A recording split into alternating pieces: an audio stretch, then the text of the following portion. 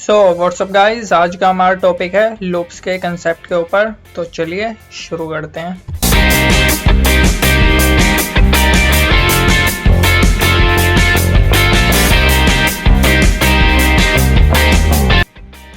So what are loops?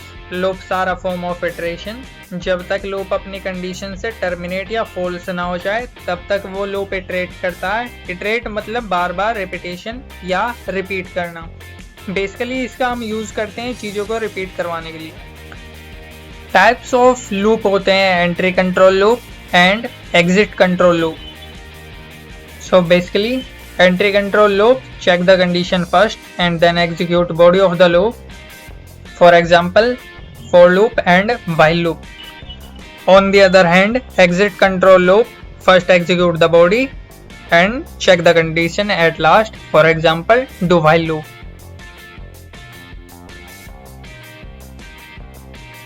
तो चलिए अब हम एक फॉर लूप का एग्जांपल देख लेते हैं। मैंने इसके अंदर लिया है फिबोनाची सीरीज का एग्जांपल। अब हम इस पे अपना कोड लिख लेते हैं। तो hash include stdio.h for header file, then void main। हम int main भी ले सकते हैं। void main पर हम बेसिकली प्रेफरेंस में ज़्यादा रखते हैं क्योंकि void main हम वैल्यू को रिटर्न नहीं करवाता है। सो ओके, हमने इसके अंदर लिया int i for iteration and int n for number of series, जहाँ तक हमें नंबर ऑफ सीरीज निकालनी है फिबोनाची सीरीज। देन हमने फर्स्ट टर्म लिए 0 एंड सेकंड टर्म यानी कि हमने जो लास्ट टर्म मानी है वो हमने मानी है 1 एंड देन इन दोनों का सम जिसे हम s के अंदर रखेंगे। ओके, देन हमने एक printf स्टेटमेंट लिख दिया, enter the number of terms. Then हमने n की वैल्यू को स्कैन करवा लिया है। हमने फिर से वापस से एक प्रिंट स्टेटमेंट लिख दिया फिबोनाची सीरीज। देन अब हम फॉर लूप देख लेते हैं फॉर लूप का काम क्या होता है। तो जो फॉर लूप लिखा हुआ है, फॉर लूप का बेसिक काम जो होता है ये इटरेशन का काम होता है, बार बार वैल्यू को रिपीट करवाना जब तक उसकी कंडीशन फॉल्स या टर्मिनेट ना हो जाए। तो हमने i को 0 से इनिशियलाइज कर दिया, उसकी कंडीशन हमने n तक बाउंड कर दी है, ये इस कंडीशन तक रन करेगा एंड देन इसके अंदर इंक्रीमेंट या डिक्रीमेंट हमें बताना पड़ता है। तो हमने इसके अंदर पोस्ट इंक्रीमेंट लगाया है। देन हमने printf f को प्रिंट करवा दिया गया है, यानी जो f की वैल्यू जो बार बार आएगी अब वो प्रिंट होगी क्योंकि ये 4 की लूप के अंदर है। तो इस कर्ली ब्रेसेस से पता लगता है कि ये जो हमारी जो f की वैल्यू है जो बार बार प्रिंट होगी वो कर्ली ब्रेसेस के अंदर होगी, यानी कि वो वैल्यू कर्ली ब्रेसेस यानी कि जो भी हम 4 की लूप के अंदर लिखते हैं तो 4 की लूप के अंदर लिखने के लिए हमें कर्ली ब्रेसेस का भी यूज़ करना होता है। देन हमने इसके अंदर वो कोड लिखा है, देन अब हम इस पर अपना ड्राइव कोड लिखते हैं। मैं इसे समझा देता हूँ। ड्राइव कोड के अंदर हमने लिखा क्या है। देन ये जो हमें टर्म्स दिख रही हैं ये फिबोनाची सीरीज जो होती है, फिबोनाची सीरीज ये 2 टर्म्स का सम करके चलती है। तो हमारी पहली 2 टर्म्स हमने जो ली थी वो ली थी हमने 0 एंड सेकंड टर्म इज 1। अब हम इसे वापस यहीं लिख लेते हैं 0 एंड देन 1। हम इन जैसी 2 टर्म्स का सम करते हैं हमें वापस से वैल्यू मिलेगी 1। ऐसे हम लास्ट 2 टर्म्स का जैसे सम करेंगे हमें वैल्यू मिलेगी 2। ऐसे हम लास्ट 2 टर्म्स का जैसे सम करेंगे 2 और 1 का इस बार तो हमें वैल्यू मिलेगी इस बार 3। और फिर हम ऐसे लास्ट 2 टर्म्स का सम करेंगे तो हमें वैल्यू मिलेगी 5। ये अप टू n टर्म्स तक ऐसी चलती रहेगी। इसके अंदर बेसिकली यूज हुआ है स्वैपिंग का। तो मैं स्वैपिंग को एक बार समझा देना चाहता हूँ स्वैपिंग होता क्या है। अब हम स्वैपिंग देखते हैं विद यूजिंग थर्ड वेरिएबल। तो मैं पहली टर्म ले लेता हूँ f एंड देन सेकंड में ले लेता हूँ l एंड देन थर्ड में ले लेता हूँ s। तो हम मान लेते हैं कि हमारे पास हमारी जो पहली टर्म्स है वो f के अंदर है 20। देन l के हमारे पास l के अंदर हमारे पास वैल्यू है 30 एंड देन s के पास कोई वैल्यू नहीं है। s हमने एक वेरिएबल लिया है जिसके हेल्प से हम क्या करेंगे, इन 2 वैल्यू को एक्सचेंज कर देंगे, स्वैप कर देंगे। तो हम क्या करते हैं, हम इसके अंदर जो मेन फंक्शन लगाया है वो मेन फंक्शन लिख देता हूँ मैं। हम सबसे पहले क्या करेंगे, जो f की वैल्यू है वो s के अंदर हम असाइन कर देंगे, यानी कि s के अंदर वैल्यू आ गई है मान लीजिए 20। ठीक, तो मैं नीचे फंक्शन साथ के साथ लिखता हुआ चलता हूँ, इसके अंदर लिखा क्या गया। तो हमने f की वैल्यू किसके अंदर रखी है, s के अंदर। तो हमारी f की वैल्यू किसके अंदर असाइन हो गई है, s के अंदर, जो कि इसमें 20 था हमारा, वो इसके अंदर आ चुका है। अब हम क्या करते हैं, हम जो l की वैल्यू है, अब हम l की वैल्यू को ट्रांसफ़र कर देंगे f में, यानी कि f के पास अब वैल्यू कितनी आ जाएगी, f के पास वैल्यू आ जाएगी 30। तो मैं इसकी वैल्यू लिख देता हूँ 30। देन इसके अंदर कोड क्या लगा है, इसके अंदर कोड लगा है कि जो l की वैल्यू है वो f के अंदर चली गई है, यानी कि f इक्वल्स टू l, या इसे हम इक्वल टू नहीं कहेंगे, इसे हम कहेंगे असाइन, यानी कि l की वैल्यू असाइन हो गई है f के अंदर। जो हमारा जो लास्ट टर्म का कोड बचा, अब हमें क्या करना है, ये जो वैल्यू बची है 20, जो हमारे कर्सर के हिसाब से दिख रही होगी, अब हम इसे क्या करते हैं, इस 20 वाली वैल्यू को l के अंदर असाइन कर देते हैं। तो l के अंदर असाइन करने के लिए हम इस पर एक कोड लिखते हैं। अब हमारी जो वैल्यू होगी वो 20 आ जाएगी यहाँ पर। देन हमारा जो कोड होगा वो मैं कोड लिख देता हूँ, यहाँ पर s की वैल्यू हो जाएगी l के अंदर असाइन, तो s असाइन इन l।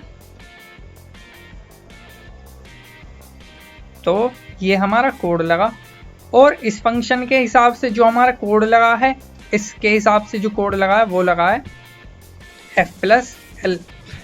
तो जो f प्लस l की जो टर्म थी वो s के अंदर आ गई, देन सेकंड टर्म हमारी l वाली f के अंदर चली गई, एंड देन s वाली l के अंदर चली गई। इसे मैं एक बार दिखा देता हूँ।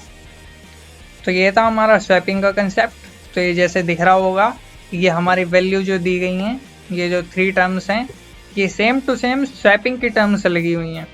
तो मैं इसे एक बार रन करके दिखा।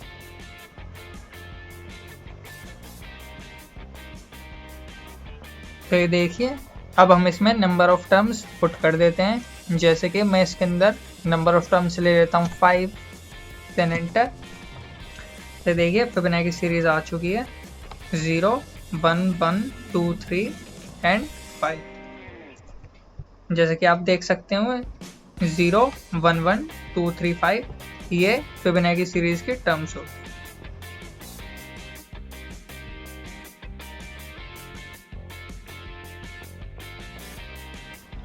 अब हम एग्जांपल लेते हैं व्हाइल लूप के लिए।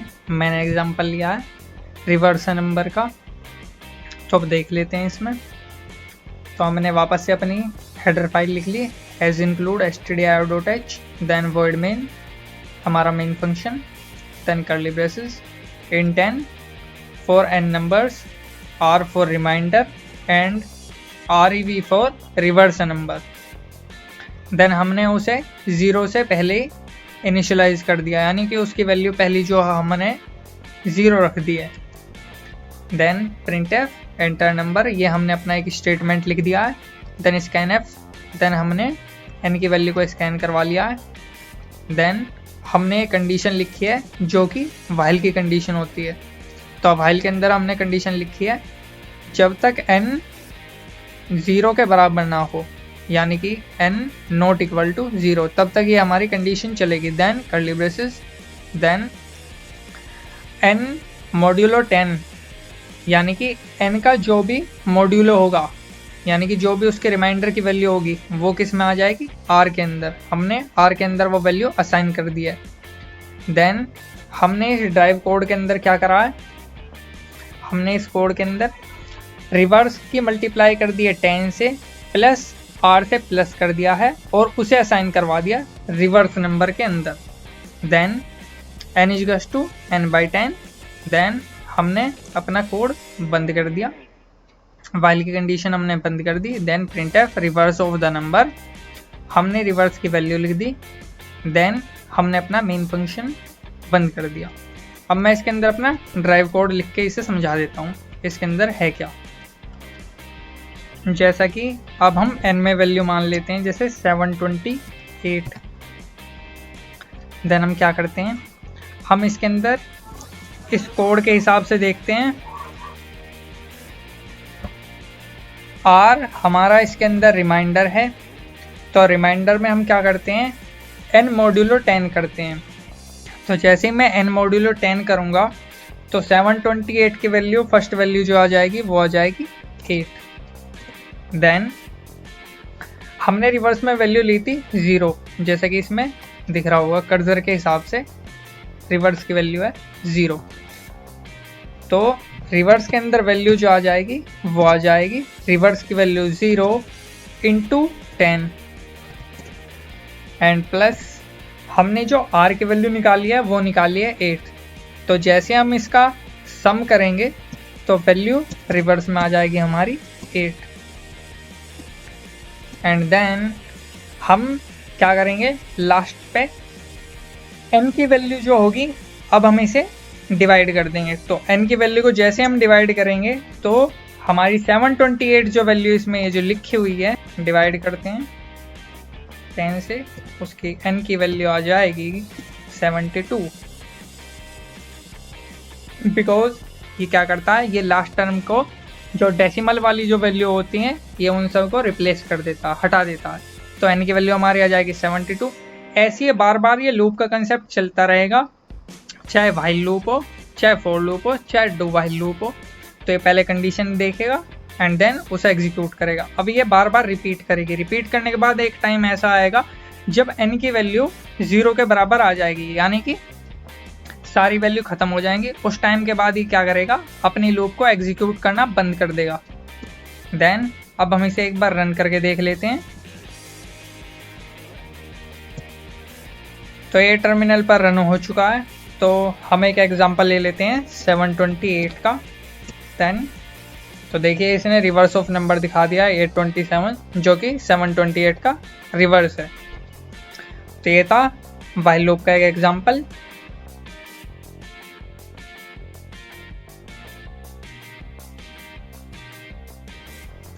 तो अब हम एक डू व्हाइल लूप का एक एग्जांपल देख लेते हैं। हैज इंक्लूड stdio.h हमारी हेडर फाइल, void main हमारा मेन फंक्शन। देन हमने a में वैल्यू रख दिया 10, जो कि इंटीजर टाइप की वैल्यू है। देन हमने डू की कंडीशन रखी है। डू की कंडीशन में हमने रखा है प्रिंट वैल्यू ऑफ a, जिसमें कि a की वैल्यू आएगी। देन हमने a के अंदर a+1 असाइन कर दिया है। a+1 जो भी वैल्यू आएगी वो a के अंदर असाइन हो जाएगी। देन हमने ब्रैकेट्स क्लोज कर दिया। देन हमने व्हाइल की कंडीशन लिखी जब तक a 20 से कम होगा। देन हमने अपना मेन फंक्शन बंद कर दिया। जब हम व्हाइल की कंडीशन लगाते हैं डू व्हाइल के साथ, तो व्हाइल की कंडीशन के बाद सेमीकोलन का ज़रूर यूज़ करते हैं। अगर हम ऐसा नहीं करते तो ये एरर दे देगा। तो हमारा इस मेन फंक्शन के अंदर जो कोड था वो ये था कि ये बार बार अपनी एक वैल्यू को क्या करेगा, इंक्रीमेंट करेगा। तो अब हम इसे अपने टर्मिनल पर रन करके देख लेते हैं। तो देखिए वैल्यू क्या आ गई है, 10, 11, 12, 13, 14, 15, 16, 17, 18, 19, 20 तक नहीं आई ये वैल्यू, बिकॉज हमने लेस देन 20 रखा था। तो ये था एग्जांपल डू व्हाइल लूप का।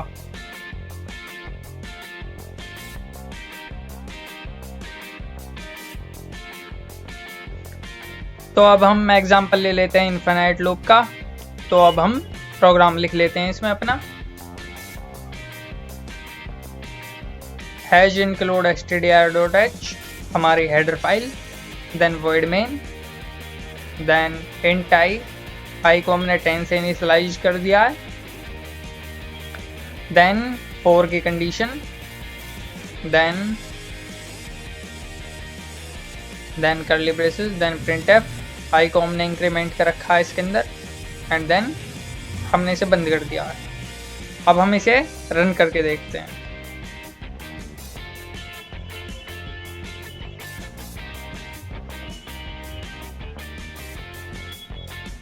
तो ये देखिए अपने आप ही खुद से ही नंबर इंक्रीमेंट हो रहे हैं और ये बढ़ते ही जा रहे हैं।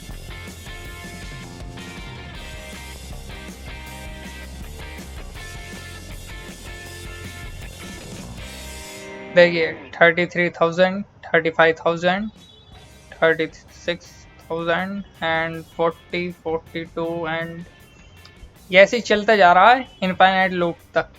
तो ये था एक एग्जांपल इनफाइनाइट लूप का।